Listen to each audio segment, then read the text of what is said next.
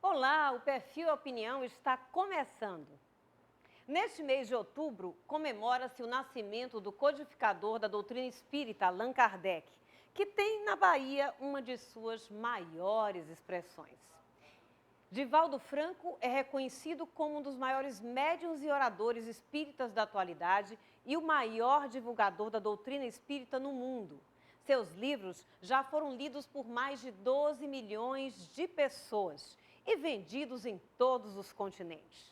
Ele foi o fundador, junto a Nilson de Souza Pereira, da Mansão do Caminho, uma obra que atende a mais de 3.500 crianças e jovens de famílias de baixa renda. E agora nós vamos ver algumas imagens que dizem muito sobre o nosso convidado. Vamos ver?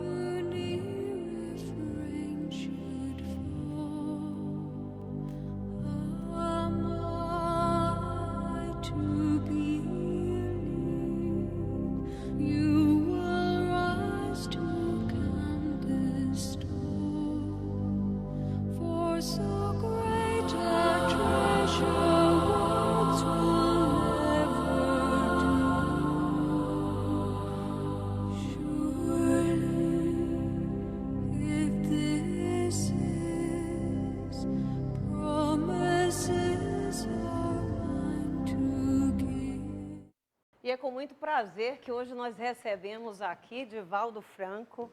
Prazer enorme, grata pela sua presença em nossos estúdios aqui para gravarmos e conversarmos hoje aqui no Perfil e Opinião. Divaldo, um prazer muito grande tê-lo aqui mais uma vez, né? É verdade. Já conversamos algumas. Já, e nunca é suficiente. Mas, Divaldo, vamos começar um pouquinho contando para as pessoas quando é que surge, quando é que o senhor é tocado realmente pela vida espírita, digamos assim. Desde criança. A partir dos 4 anos de idade, eu comecei a apresentar fenômenos paranormais. No entanto, residindo no interior, não sabíamos do que se tratava. Feira de Santana, Feira né? de Santana. Só mais tarde, por volta de 1947, é que eu passei a tomar contato com a doutrina espírita, com Allan Kardec, através da leitura do Livro dos Médiuns. E desde então, me dediquei ao espiritismo. Mas isso, antes, já em Feira de Santana, eu imagino que uma criança de aproximadamente 4 anos de idade, que já convivia, né, como o senhor relatou algumas vezes com esses espíritos, deve ter sido difícil. Muito difícil. Primeiro por causa do preconceito, depois por causa da nossa dedicação religiosa. Eu era muito dedicado à igreja e desejava até mesmo o sacerdócio. Quando os fenômenos apareceram, eu tive muita dificuldade de colocar a minha personalidade onde deveria e não sabia exatamente a minha forma de pensar. No entanto, pela experiência, pelo contato e também pelo desenvolvimento intelectual na escola, eu pude ir identificando-me até o momento em que eu pude discernir perfeitamente a minha personalidade daquelas outras que seriam personalidades de desencarnados que se comunicavam comigo. Sei. Quem foi fundamental neste momento para apoiar o senhor, né, para essa vinda também para Salvador, para começar os estudos da doutrina espírita? Foi uma senhora muito generosa. Chamava-se Ana Ribeiro Borges. Eu estava doente, acamado, fazia já 4, 5 meses. E ela foi levada para uma visita. E nessa visita, ela identificou que a minha problemática não era de saúde convencional. Era um transtorno de natureza obsessiva. Então ela pediu à minha mãe para me aplicar um passe, aplicar a bioenergia. E nesse passe eu recuperei-me perfeitamente. Ela convidou-nos para irmos à reunião à noite e então eu fui. Essa senhora foi fundamental na minha existência, porque me guiou os passos com muita segurança. Era uma senhora modesta, mas muito culta. Falava 5 idiomas, inclusive o Esperanto. E então também me ensinou um pouco de Esperanto. À época, nos anos 40, estava muito em voga a doutrina do esperantismo no mundo. E esta senhora me orientou dentro da doutrina espírita, conforme a codificação de Allan Kardec. Pois é, então a gente é fácil deduzir, e eu acho que é bom que a gente fale a respeito desses assuntos, porque algumas pessoas passam por essa experiência e não tem essa clareza ou alguém que de fato venha a orientar, né? O senhor se referiu, por exemplo, à infância, mas a adolescência e o início da vida adulta, já tendo algum conhecimento naquele momento, né, da doutrina espírita, como foi? Foi menos pesado? Para mim foi um pouco mais difícil, porque era uma transição psicológica e também uma transição de natureza muito íntima. Porque eu não identificava quando era exatamente a minha personalidade ou uma indução de natureza espiritual. Esse é o maior problema para a mediunidade. Mas com um pouco de treinamento, de exercício nas sessões convenientes, eu pude perfeitamente identificar o ego e aquelas entidades que atrapalhavam a minha vida, vamos dizer, o meu self. Então, na psicologia, principalmente do século XIX, eram personalidades anômalas. Mas como se identificavam de seres que viveram na Terra, eu passei a compreender que se tratava, sim, de espíritos que haviam vivido e que desejavam continuar comunicando-se com seus familiares. Agora, como é que é explicado, por exemplo, a gente fica imaginando, o senhor falou a respeito de obsessores, que eu gostaria que o senhor, inclusive, definisse para a gente o que, é que seria exatamente isso. Mas, para que esses obsessores estejam perto das pessoas, a gente imagina que deve existir algum tipo de afinidade. O senhor é uma criança de 4 anos de idade e foi crescendo, se conduzindo e tentando se conduzir dentro da própria doutrina espírita. As pessoas mais iluminadas atraem também obsessores? Atrai por causa das suas vidas anteriores. A criança é inocente, mas o espírito que está no corpo infantil traz todo um atavismo de experiências transatas. Amigos, inimigos, ações nobres, indignas, modelam a existência atual. No meu caso, eu trazia uma herança muito grande, tanto na parte religiosa como na parte da comunicação histórica. E havia criado adversários na época, principalmente por volta do século XVI. E esses espíritos continuavam com o interesse de prejudicar-me, atormentavam-me. Mas Deus me deu a honra de uma mãe extraordinária, uma mulher modesta, analfabeta, que tinha um poder de oração fascinante. E ela me ensinou a buscar refúgio na oração. Nas horas mais difíceis, eu procurava Jesus. E ao entregar-me totalmente a Jesus, vinha a solução. O obsessor é uma palavra com que Allan Kardec designa aqueles que são mal de formação moral, aqueles que são maus e que trazem heranças negativas. São, portanto, entidades perversas. Hoje nós preferimos dizer os nossos irmãos equivocados, para poder diminuir o peso de uma palavra que tanto indignifica. Tanto podem ser encarnadas como desencarnadas. No caso infantil, são as heranças do passado. Mas à medida que nós vamos desenvolvendo valores, as nossas próprias percepções e sentimentos atraem também as entidades boas, porque todos nós temos um lado positivo. Temos a sombra que nos perturba, mas temos também o lado dos ideais. E eu trazia também uma herança muito positiva de algumas existências nas quais eu havia me dedicado ao trabalho comunitário, à mediunidade. Não era uma experiência de primeira vez. Eu havia sido médium por volta do século XIX. E isso trazia muitos amigos espirituais que me protegeram até hoje. Pois é, mas como é que durante a vida nós podemos, de alguma forma, o senhor já falou do poder da oração, mas, por exemplo, nos proteger em relação a essas energias que não são positivas ou estão mais atrasadas, né? E que não são dependentes necessariamente de outras encarnações. Ou seja, como é que a gente pode se manter bem, eu não sei se eu poderia usar a palavra, digamos assim, limpo, né? Sim, certo. Para que possamos atrair também, digamos assim, seres de luz, como se diz popularmente. Carl Gustavo Jung falava muito da sombra, que são aquelas manifestações deletérias da personalidade. Allan Kardec usa um termo equivalente, as nossas más inclinações, aquelas tendências que nós trazemos. Então, se nós perseverarmos nessas tendências negativas, nós emitimos uma onda de baixa frequência, onde estão os espíritos maus. Então, há uma afinidade, uma conexão psíquica.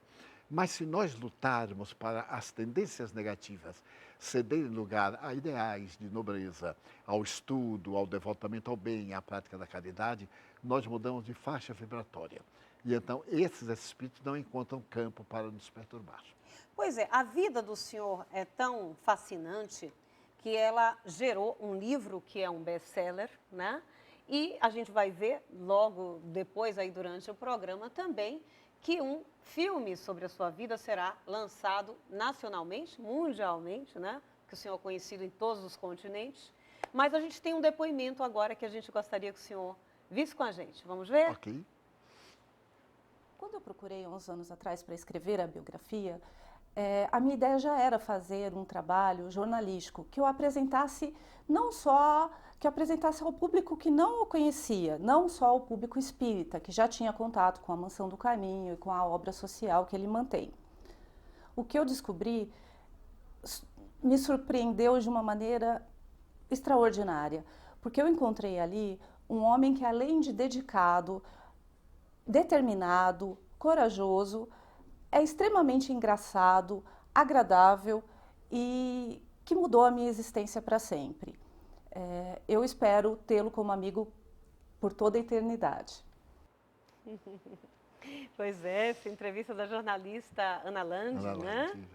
Que escreveu o livro A Trajetória de um dos maiores médiuns de todos os tempos. Eu me recusei durante muito tempo, porque eu acho essas questões um tanto supérfluas.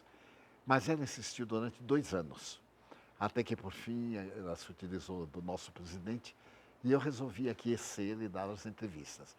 Mas, sendo ela uma notável jornalista, ela sempre trabalhou nos melhores órgãos do Brasil, ela deu um colorido muito bom e o livro se tornou realmente um best-seller. Pois é, acabou agora, de alguma forma, servindo como base também para esse longa-metragem que vai ser feito sobre a vida do senhor, né? Mais adiante a gente vai falar a respeito disso também. Mas passada essa fase inicial, né, que o senhor nos contou um pouco, quando é que começa então a surgir essa ideia mesmo de fundação de um centro espírita, que não é a Mansão do Caminho que nós conhecemos exatamente hoje, porque foi fundada em outro lugar, não é? É verdade. Foi em 1947. Eu estava em Aracaju no mês de março, na residência de um amigo, também espírita, e ele me pediu para que eu fosse à noite à reunião e entretecesse algumas considerações a respeito do espiritismo. Eu nunca havia falado em público, e quando lá cheguei havia um público imenso, 27 pessoas. Fiquei gelado e foi muito curioso porque eu havia lido uma história numa revista célebre, o Reformador, e memorizado. Mas no momento aquilo me deu um branco e eu perdi completamente. No momento em que eu falei que não tinha nada a dizer, apareceu-me um espírito, declarou ser Humberto de Campos e proferiu, por intermédio da mediunidade de que sou objeto, uma conferência de 40 minutos. Aí eu considero o marco histórico realmente da minha vida espírita. Foi a data de 27 de março. Quando voltei a Salvador, depois do período de férias, eu comecei a fazer estudos em um pequeno grupo e resolvemos criar um centro espírita, o que ocorreu no dia 7 de setembro do mesmo ano, graças à influência de um excelente orador baiano. Ele esteve aqui em Salvador, José da Costa Freitas, e eu fiquei fascinado com a facilidade com que ele abordava o Evangelho. Aí começa a segunda fase. A terceira fase é quando eu vou psicografar pela primeira vez, em fevereiro de 1949. E o mais aí foi entrega, porque as faculdades foram aparecendo e foram surgindo as atividades e, portanto, eu me dediquei a elas. Divaldo, quando o senhor fala em faculdades, eu acho, vamos esclarecer para o público, por exemplo, uma das faculdades é essa, né, da psicografia, é Exatamente. isso? Quais são as outras faculdades que se pode desenvolver também dentro da mediunidade espírita? Allan Kardec fala com muita propriedade no livro dos médiuns que a mediunidade é uma faculdade orgânica, semelhante à inteligência, memórias, aptidões culturais e artísticas. Todos teríamos? Todos, sem exceção. Porém, em graus relativos, como nós temos a memória de indivíduos privilegiados e outros menos memorizadores.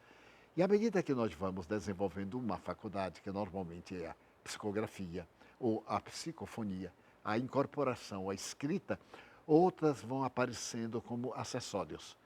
E os espíritos guias elegem aquelas que são mais úteis. Então nós temos a de pintura, a curadora, a de música, a de desdobramento da personalidade, a de materialização, ou também chamada ectoplasmia, em que os espíritos aparecem, a de desmaterialização, em que o médium fica transparente e pode ser fotografado, aparecendo a parte posterior das costas, as cadeiras. Então, há uma variedade enorme, mais de 30 especificidades. Mas, no meu caso, por exemplo, foi de preferência a clarividência, com a clareaudiência, a escrita e a psicofonia. Ok. Bem, a gente sabe, então, que a partir daí o senhor funda um centro espírita que hoje nós conhecemos com o nome de Mansão do Caminho, que é uma obra enorme que nós teremos também a oportunidade de ver aqui durante o programa. E que com ele surgiram também muitos filhos adotivos. Quero convidar o senhor, então, para a gente assistir mais um vídeo agora. Ok. Contávamos com 3 anos de idade. Eu, Ednilson Pereira da Silva, e minha irmã Ednice Pereira da Silva. Quando chegamos lá, fomos recebidos por Divaldo Pereira Franco e Nilson de Souza Pereira. A nossa mãe estava com uma problemática avançada de saúde e pediu que Divaldo recebesse-nos em tua casa, na Mansão do Caminho. E ele aqueceu a ideia e abre seu coração para nos receber. E criou-nos sem qualquer preconceito ou discriminação, como seu filho que somos. É belo depoimento, né? Do Ednilson Pereira verdade. Filho, não é isso?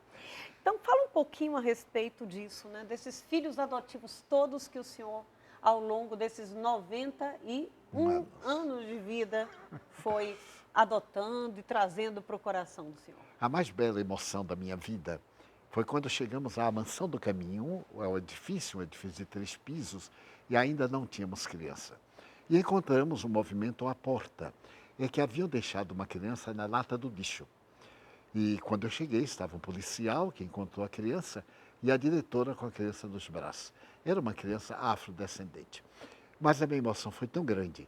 Ver alguém sair da lata do lixo, ainda com muitas formigas, no sexo, na área do cordão umbilical, nas pálpebras, chorando transvairadamente. Que então eu me comovi. E sabendo que aquela criança não tinha a ninguém, eu resolvi adotar como filho legítimo.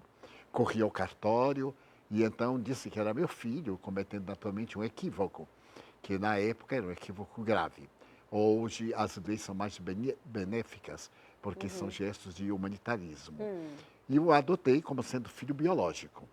Logo depois vieram outros também, eu adotei todos aqueles que a situação foi mais penosa, eu adotei como filho biológico, para que eles tivessem uma origem, uma vida. E, ao mesmo tempo, Nilson adotou mais 3. E os outros nós fomos adotando pelo coração. O meritíssimo senhor juiz de direito dava-nos um documento de responsabilidade e guarda. E chegamos a educar 686, que são hoje filhos com mais de 300 netos, bisnetos e caminhando para tetranetos. Meu Deus, que família enorme! Realmente é fascinante. Às vezes os encontro pelas ruas, saio poucas vezes. Ou então, ontem mesmo eu tive uma satisfação muito grande ao ir a uma clínica, porque eu estou com um ligeiro problema de hérnia de disco. A funcionária que me atendeu, o gerente da clínica, disse: eu estudei lá na Mansão do Caminho. E logo na saída, um dos responsáveis pela portaria era um neto meu. Então isso dá vida, dá sentido à vida. E mostra quanto é bom nós procurarmos ser gentis e fraternos. Ok, vamos começar então o outro bloco falando a respeito disso. Qual o nosso sentido? Que sentido nós temos diante desta vida? Daqui a pouquinho, com mais Divaldo Franco para vocês.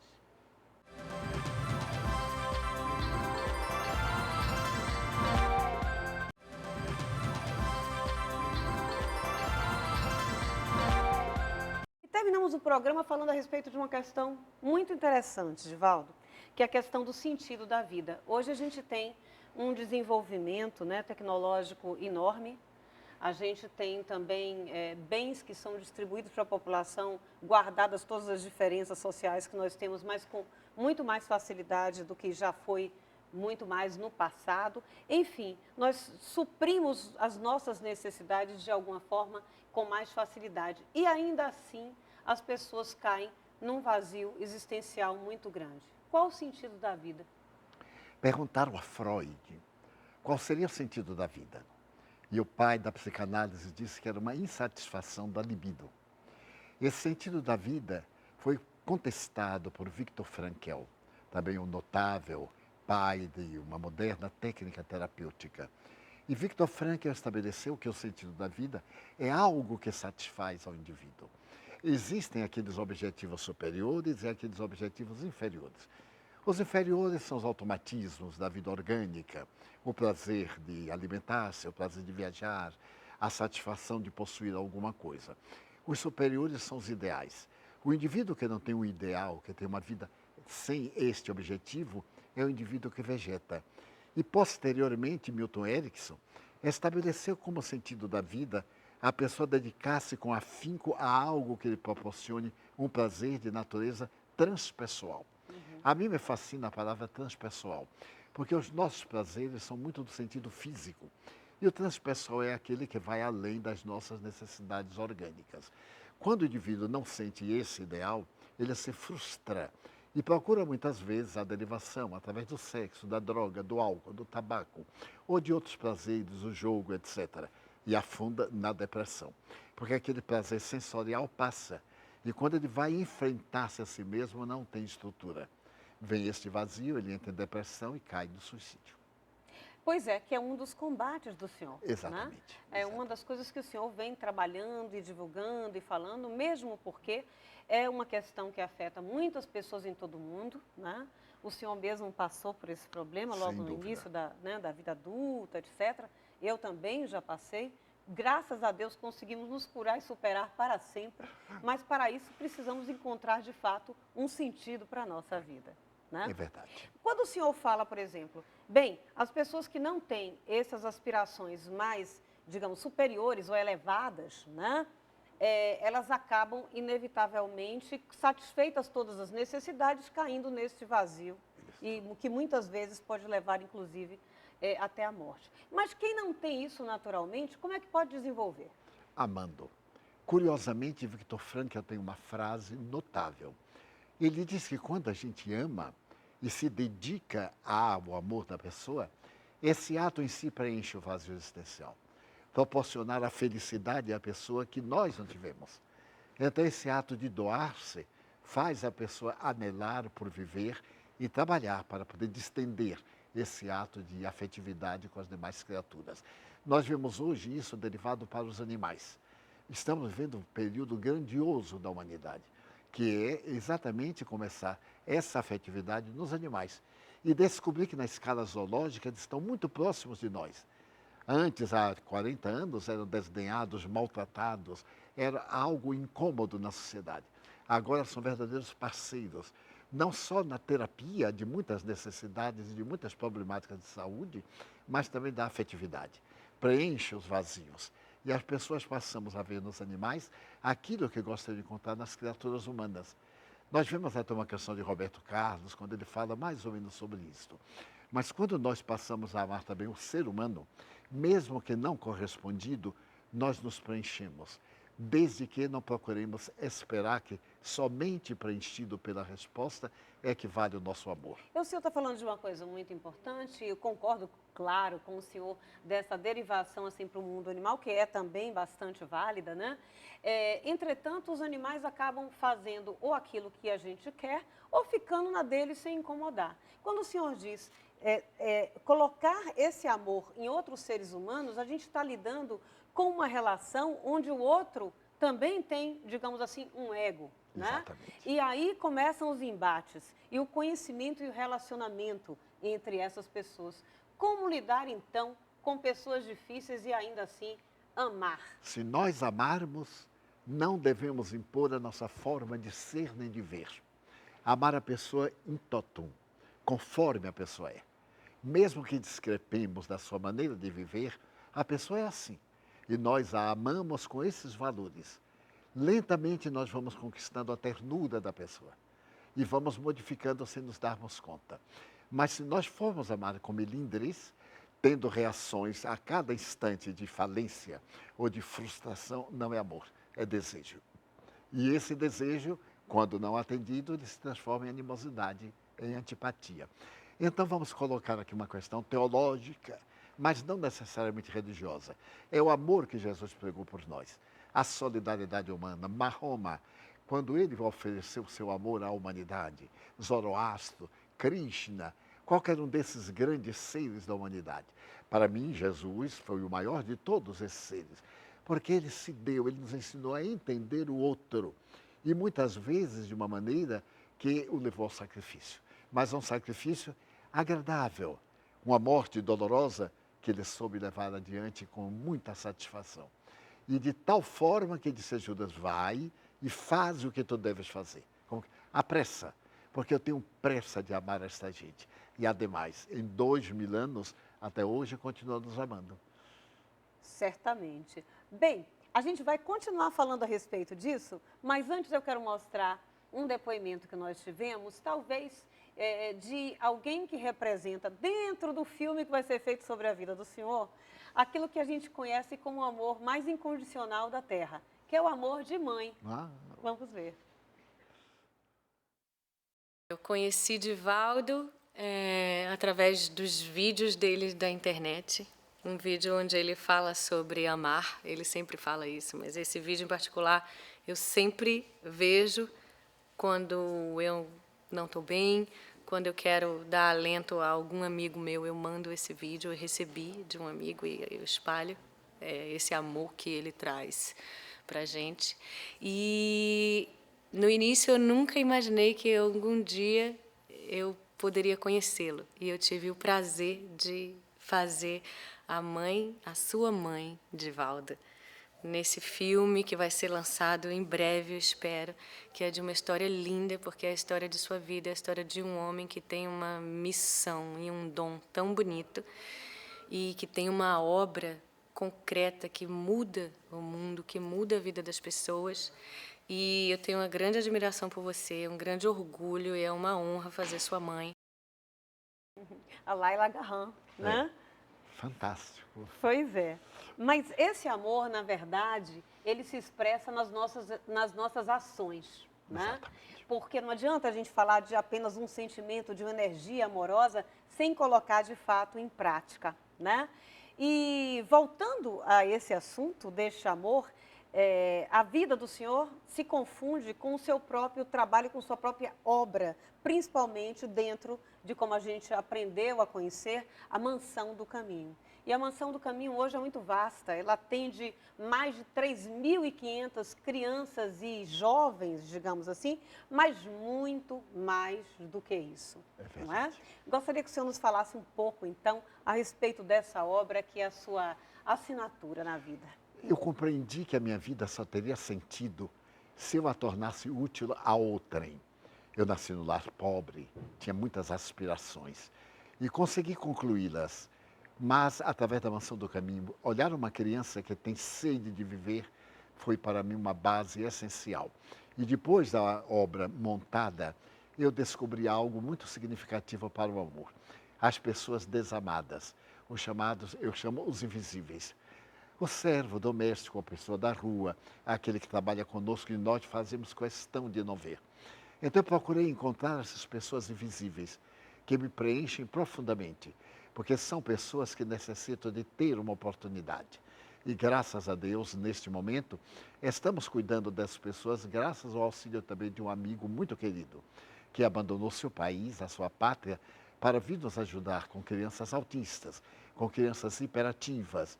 E este amigo está trabalhando conosco, ele veio com sua esposa, porque também tem sede de amor. Então é esse amor não repetido, não pago, não remunerado através da gratificação da resposta, que nós temos procurado viver e que aprendemos com Jesus Cristo. Porque o sentimento de amor de Jesus não é mais teológico. Eu não vejo Jesus como um vulto de natureza religiosa, mas um vulto histórico, um grande psicoterapeuta. O homem que nos ensinou que, através do amor, nós vencemos todas as dificuldades. Uma notável psicanalista alemã, a doutora Hannah Wolff, escreveu um livro sobre ele, Jesus, o psicoterapeuta. E se nós conseguirmos amar através da sua óptica, nós veremos que é fantástico, estamos sempre cheios, sempre alegres, e as nossas dores, os nossos objetivos cedem lugar ao ideal de ser útil a qualquer hora. Então, isso dá sentido à vida. O que é a caridade, né, para o mundo espiritual e para a nossa evolução? É esse amor quando colocado em prática. Allan Kardec elegeu a palavra caridade e me parece fantástico, porque Moisés veio e nos falou da lei, o respeito à lei, que organiza, que dirige. Jesus veio e falou sobre o amor, a entrega. Kardec então vem e pega esse amor na mais alta qualidade, é a ação da caridade. Fazer por outrem o que gostaria que outrem lhe fizesse. E é fascinante quando o apóstolo Paulo, na sua mensagem gloriosa, fala sobre a caridade, hoje traduzida como amor, a virtude por excelência. Então, para nós espíritas, a caridade não é apenas dar coisas, é também dar-se. Dar um sorriso, um aperto de mão. Entender o outro, desculpar-lhe, é a caridade moral. Porque aquela material, até os maus fazem entre eles. Mas esta caridade de alguém ser pérjudo com nós outros, proceder mal e nós mantermos, porque compreendemos que ele está numa faixa de evolução ainda primária e merece, ao invés do reproche, ele merece a compaixão. É este a proposta, como Buda fazia, aquela compaixão da entrega. Ou tudo que nós fizemos com a paixão de servir e de amar. Então é a caridade. Ok. Falando um pouco mais a respeito desse filme sobre a vida do senhor, né? Nós temos mais um depoimento, depois a gente comenta um pouquinho. Vamos ver. Um filme que se dedica àqueles que hoje pensam em suicídio, àqueles que estão deprimidos. E se uma única alminha, né, se uma única pessoa desistir do suicídio, depois de ter visto esse filme, tudo terá valido muito a pena. E eu devo tudo isso a você. E esse filme é para você e foi feito com muito amor, muito, muito, muito amor. Por mim, pela minha equipe, pelos meus atores, que tiveram uma dedicação extrema. E eu tenho certeza que a nossa equipe invisível também trabalhou de forma muito intensa. Então, é isso. Você é um revolucionário do amor, do único instrumento que Deus nos deu para nos libertarmos de nós mesmos. É o amor. E só resta essa alternativa, amar. Isso eu aprendi, essa lição eu já aprendi. E eu espero que o filme, de alguma maneira, toque o coração das pessoas. Muito obrigado por tudo. Eu espero que esse filme foi feito para você e eu espero que você goste desse filme. Geraldo, é o depoimento aí do Clóvis Melo, né, o diretor do filme, né?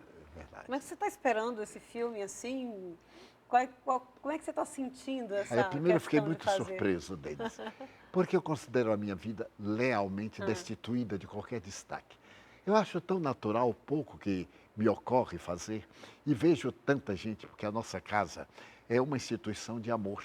São tantas pessoas abnegadas, senhoras que renunciaram à vida para tomar conta dos filhos dos outros. Vocês têm um número grande de voluntários da Temos Mansão quase Comum, né? 400, 400. diariamente, uma média de 200, 250 cada dia, e que se dedicam pelo prazer de ajudar.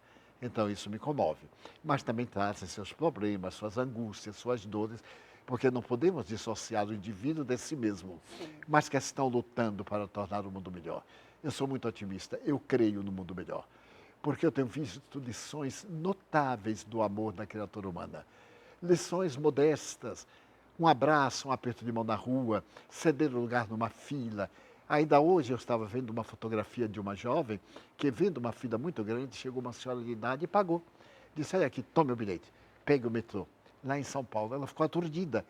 Quando se voltou para agradecer, não viu mais a senhora. Viu que ela estava ajudando uma outra pessoa.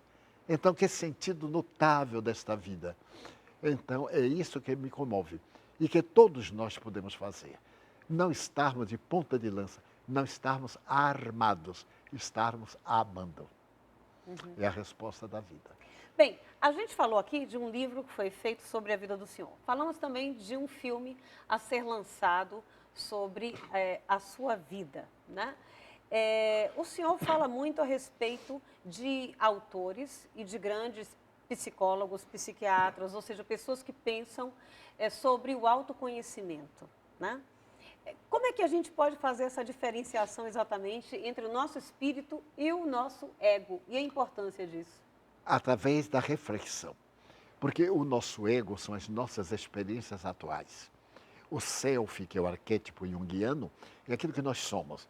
Para nós espíritas, é o espírito imortal. Então, o espírito imortal vai transitando de etapa em etapa, como um aluno na escola, e traz a herança da aprendizagem, mas também traz aquela herança negativa, que Jung vai chamar a sombra. Mas Jung é tão notável que ele diz, se nós modificarmos isto, douramos a sombra. Então, nosso self também tem sombra, porque o ser que nós somos tem aspirações, nem sempre conseguidas. E então, muitas vezes, ficamos magoados com coisas insignificantes. Mas isso não é negativo, porque nós amamos de tal forma a vida que aquela mágoa se torna uma maneira também de uma catarse, para não ter toxinas de natureza emocional. E desta forma, nós podemos transformar a vida em uma Shangri-La. Não é um paraíso de inúteis, de pessoas ociosas.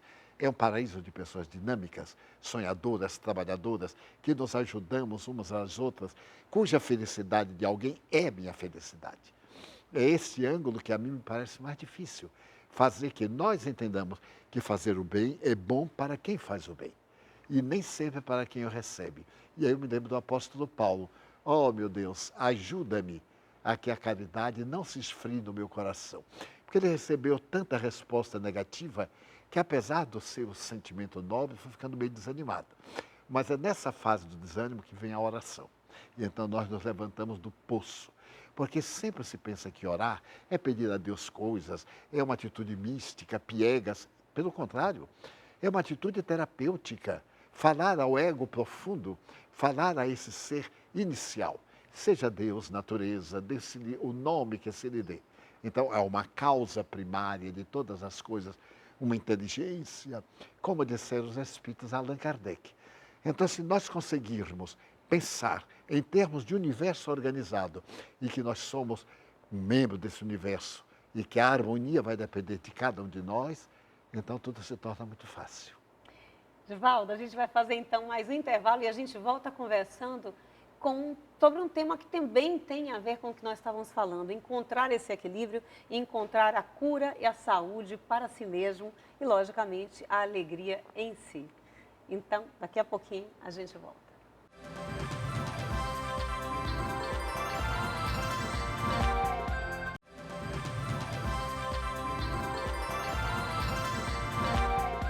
Estamos de volta com o Perfil Opinião e hoje nós estamos aqui conversando com o médium espírita, fundador da Mansão do Caminho, Divaldo Franco, que nos alegra e nos honra muito aqui no Perfil mesmo. Divaldo, a gente falou um pouco a respeito da questão do amor, da caridade e do filme que vai ser lançado também, né, sobre a sua vida e que sirva, né, a gente espera, de inspiração para tantas outras pessoas no mundo, né, praticarem e fazerem da sua vida, terem essa assinatura na sua vida, que é a assinatura do amor, né? E tudo isso a Mansão do Caminho reflete. É a sua obra, é a sua vida. Vamos ver, então, mais um depoimento agora sobre uma das pessoas que é voluntária lá também. Pronto, é um centro de parto normal. Observem que tudo aqui é muito livre, a liberdade de todas as pessoas, da gestante, né, agora puérpera, que é Samara, do bebezinho, Heloísa, da vovó, de todas as pessoas que estão aqui, doulas, enfermeiras obstétricas, auxiliares de enfermagem, médico obstetra, enfermeira obstétrica, enfim, todos os profissionais, entendeu, que na realidade estão voltados para a assistência ao parto humanizado, o parto com dignidade.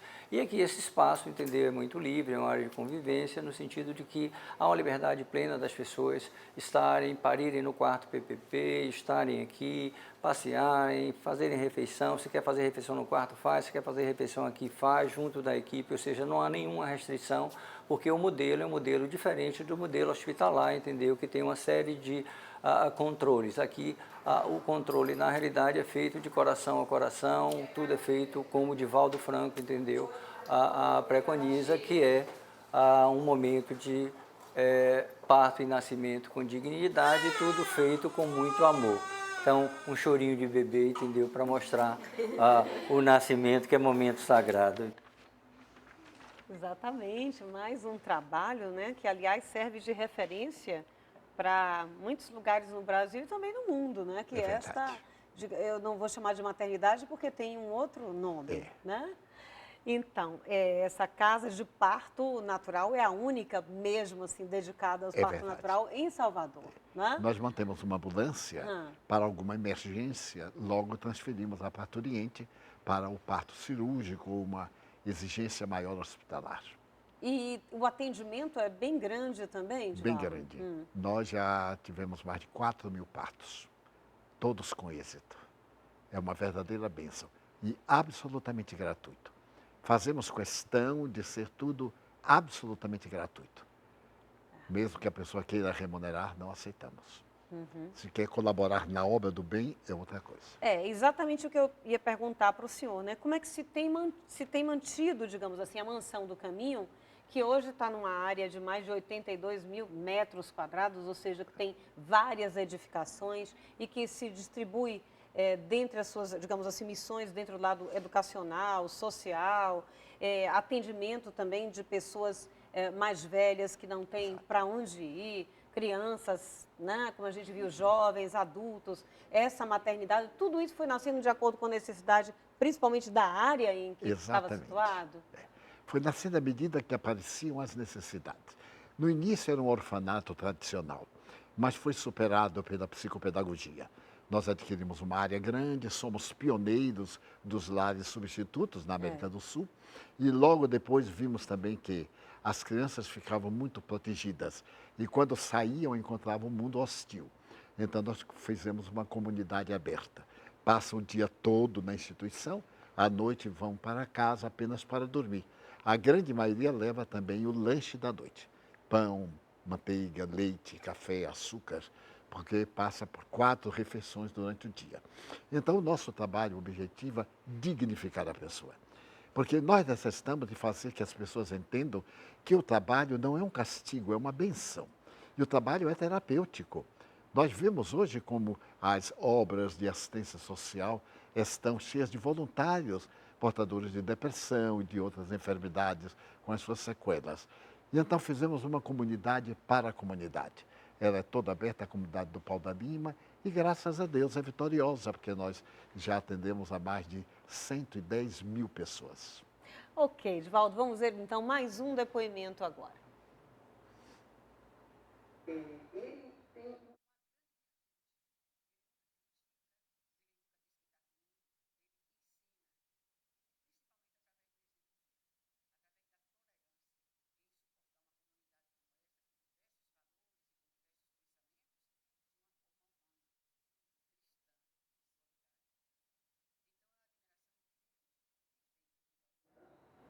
Divaldo é o meu porto seguro.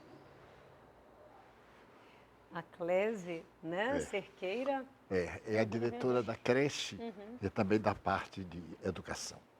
É uma pessoa valorosa, porque tem dedicado a vida a educar. Ela cuida da creche, cuida do jardim de infância e cuida também de um curso fundamental. Agora nós estamos criando, Denis, o curso médio, porque não tínhamos o curso médio. E é uma maneira de dignificar essas crianças que saem com 16, 15 anos e não tem mais outra oportunidade de estudar nem de trabalhar. Põe um calção no bairro, muito pobre, então é sexo e droga. Nós estamos fazendo agora o intermediário, porque temos o Enem que abre portas, temos as faculdades gratuitas para aqueles que não podem pagar. É uma questão de candidatar-se. E então já em fevereiro estaremos funcionando com este complemento que é o 2º grau. Que maravilha, né?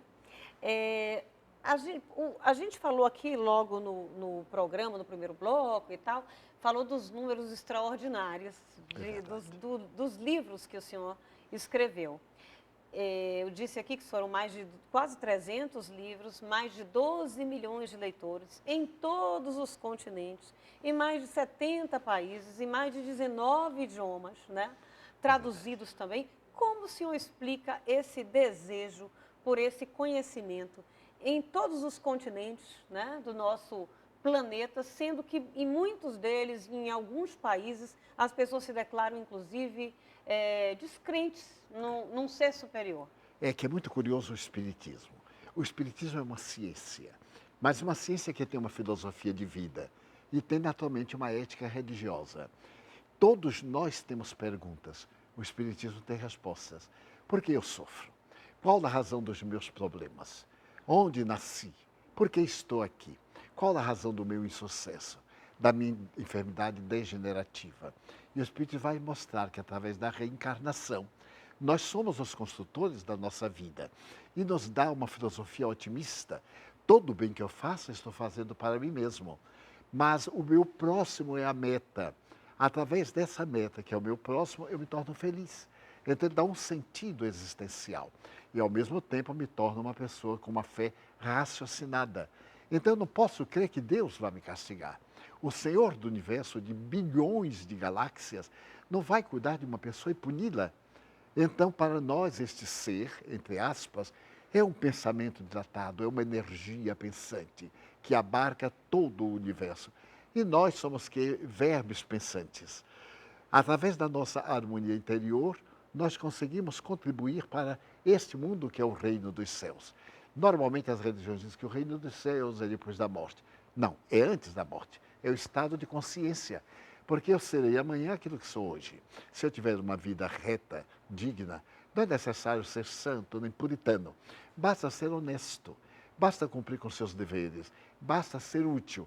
Então, isso eu levo comigo, é um reino dos céus, porque não tem os conflitos. Os meus são conflitos menores, conflitos existenciais, mas que não me atormentam ao ponto de dar o objetivo da vida. Então, o Espiritismo tem conseguido encher as vidas que têm sede de Deus. Eu não poderia passar essa entrevista sem perguntar de Joana de Ângeles. Gostaria que o senhor nos falasse. Joana de Ângeles é um pseudônimo. Desde muito jovem, eu via uma luz, mas uma luz como spotlight, ora azulácea, ora sulferina, e escutava uma voz melodiosa. Mas ao conviver com as pessoas, todos me perguntavam quem era meu guia espiritual. E eu lhe perguntava essa voz. E a voz dizia, teu guia espiritual é Jesus. E eu não gostava, confesso. Ele dizia, mas Jesus é o guia de todo mundo, eu quero um guia para mim. E eu sentia que o ser não me dizia nada. Somente quando adquiri a idade da razão, da reflexão, revelou-se-me que se tratava da monja, que aqui na Bahia foi Joana Angélica de Jesus, a heroína da independência da Bahia, e que, por sua vez, havia sido, no passado, Sor Juana Inês de la Cruz, a grande religiosa mexicana, que, através do convento de São Domingos, tornou uma das maiores feministas, a primeira, aliás, das Américas, e teve uma vida extraordinária como literata. A sua obra é colossal. E no México, ela é venerada como ser de grande valor, e no mundo inteiro de alguma forma. E ela me foi revelando outras reencarnações. É um ser maternal, que me disciplinou, porque todos nós temos determinados hábitos, nem sempre corretos. E ela se tornou assim a mãe que me orientava para o bem, com ternura, mas com severidade. Porque eu noto que pessoas supõem que o guia espiritual é como um vaqueiro, um guarda-costas. Não exatamente. É um guru, é um mestre, é o mentor que nos orienta com seriedade, diante de quem nós podemos ter muita ternura, mas não chegarmos ao ponto da vulgaridade e do desrespeito. Joana de Ângeles é assim. E me fascina o amor que ela tem. Eu já psicografei mais de 500 mensagens sobre o amor. E um dia ela me disse, vou escrever um livro, Garimpo de Amor. E são 30 mensagens sobre o amor. Eu disse, mas minha irmã, como é que a senhora pode falar tanto sobre o amor? Ela sorriu e me disse, meu filho, estou apenas conversando. Porque o amor é a alma de Deus e Deus é a alma do amor. E é infinito. Infinito. E dessa forma não tem nada suficiente que se possa dizer. Né? Verdade. Eu gostaria que o senhor nos falasse também sobre o convívio com e conhecimento com Chico Xavier. Foi uma das bênçãos da minha vida. Foi muito curioso que Chico Xavier, fui eu quem lhe fez uma carta. Ao terminar aquela palestra que eu me referi a Aracaju, o Espírito Humberto de Campos disse, escreve a Chico Xavier e pergunta-lhe para que te oriente. Eu disse, mas eu não sei quem é. Ele me deu o endereço. E eu escrevi uma carta curiosa. Naquela época era muito comum, excelentíssimo senhor Francisco Cândido Xavier. Mas eu era modestamente culto e tão ignorante que eu coloquei excelentíssimo senhor, porque vós sabeis. Confundi as pessoas, a terceira com a segunda do plural. E ele me deu uma resposta tão doce. Meu querido Divaldo, nosso Humberto falou-me sobre você. E levou-me em desdobramento espiritual para conhecê-lo. Isso foi em 1947. Em março de 48, nós nos conhecemos em Belo Horizonte. E este homem, modestíssimo, uma alma encantadora, portador de uma mediunidade que eu considero sublime. Mas o que a mim me encantava era o ser, era o homem. A pessoa nunca se jactou. Jamais teve assim um gesto que me parecesse de presunção ou de superioridade. Era a doçura e o amor em particular. Sofreu muito, porque é um indivíduo à margem da evolução comum. E estava muitos séculos à frente da sua época, como Francisco de Assis, para o século 25. E nem sempre era compreendido. E ele sorria e disse, mas Divaldo, se eu fosse compreendido, eu já teria recebido a resposta. É fantástico lançar a semente em um solo difícil e aguardar a bênção da chuva e ver a prosperidade da sementeira. Ele foi para mim um modelo. Jesus, o modelo e guia. E ele, o intermediário entre mim e Jesus. Maravilha. Divaldo, a gente vê que muitas pessoas, por exemplo, procuram Deus ou procuram tratamentos espirituais, cirurgias espirituais, no momento de que estão apreensivas, no momento em que estão doentes, no momento em que estão em depressão, etc. Né? É difícil, talvez, que muitas pessoas procurem no momento em que está tudo bem, que está tudo feliz, que não tem nem nada incomodando. Né? O que é a cura? A cura é a transformação moral para melhor. Porque muitas vezes nós recuperamos a saúde orgânica, mas os fatores dissolventes da problemática estão no íntimo. Se nós não modificarmos o íntimo, nós criamos um desequilíbrio de natureza vibratória no organismo. Porque para nós, o ser humano é constituído de 3 elementos. O espírito, um envoltório, que o povo chama corpo astral, e Allan Kardec denominou perispírito, e a matéria. A matéria imprime no perispírito os hábitos, e o perispírito imprime no espírito as conquistas realizadas. Então, todo ato nosso é de natureza perpétua. Digamos na linguagem junguiana, é a psique. Essa psique é indestrutível. Daí, em nosso inconsciente coletivo, nós temos as experiências de outras reencarnações. No inconsciente individual, nós temos as experiências desta existência. Então, buscar a saúde temporária é um equívoco. Buscar a saúde integral, a saúde real. Há cerca de 16 meses estou com uma problemática natural, uma problemática do nervo ciático. Já estive com 8 médicos, já realizei cirurgia, terapêuticas especializadas. E os amigos me dizem, por que os espíritos não lhe curam? Eu digo, confesso que ainda não lhes pedi que me curassem. Porque o corpo está me dizendo que algo está errado em mim e que eu preciso corrigir. É a nova filosofia da saúde e doença. Porque saúde não é ausência de doença. Às vezes eu posso estar com um câncer sem ter a sensibilidade. É esse estado de bem-estar interior. E me pergunto, dói? Eu digo sim, dói muito. Eu procuro tomar sempre analgésicos para que as dores sejam diminuídas. Mas tenho certeza que faz parte da minha vida. E isso não me vai interromper a alegria de viver, porque é um acidente orgânico. E vejo pessoas com outros problemas muito mais graves, no entanto, vendendo saúde, entre aspas. Daí, essa ideia de conseguir a saúde, a cirurgia espiritual para curar o corpo, é muito interessante, mas é paliativo.